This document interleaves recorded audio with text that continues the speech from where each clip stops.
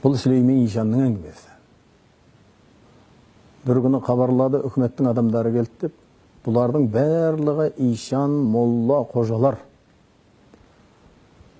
жарға сүйеп қойды дейді. Олар қабырға деп айтпайды ғой, жарға сүйеп қойып, барлығымызды қатар-қатар қойып, таң алдында айдап шықты.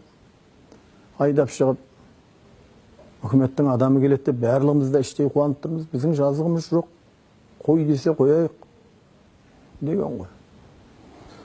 Сонда 5-6 адам келіп бізбен сөйлеспей, бұрышта тұрды, кілең, кәдімгі белін буып болған, оқшантайында мылтықтары бар. Сонда айтады ау.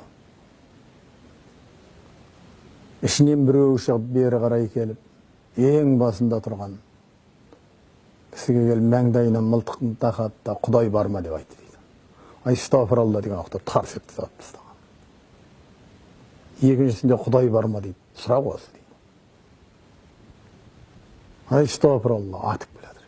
Сонда не бір ғұламалар тұр дейді. Қоятын сұрақ бірден Құдай бар ма дейді.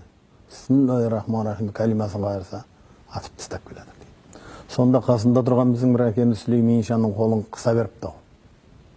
Шырағым, тым жас екесін, амал қыл, біз кеттік деп айтты дейді. Амал қыл деді. Бірақ сұрақ қойылады жаңағы дейді. Құдай бар ма дейді. Құдайсыздардың үйімі құрылып атқан уақыт қой.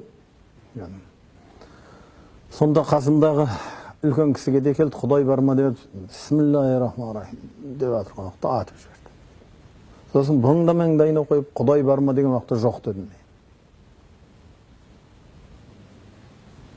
Сонда біздің әкеміз, тақсырай, Аллаға шәк келтірдіңіз бе? Оныңыз қалай деген уақытында айтты дейді. Амал қыл деді қолынан. Шырағым, біз кеттік, осы қырғында айтарсың. Амал қыл деп айтты. Бір Алладан басқа дегенде ішіммен айтып, ешкім жоқ дегенді сыртыммен айттым шырағым. Бір Алладан басқа ешкім дегенде ішімнен айттым, жоғын сыртымнан айтып, амал қыл мен айттым. Тым жас екенсің, амал қыл шырағым, деді дейді. Тапқан амалым сол болды деп айтты.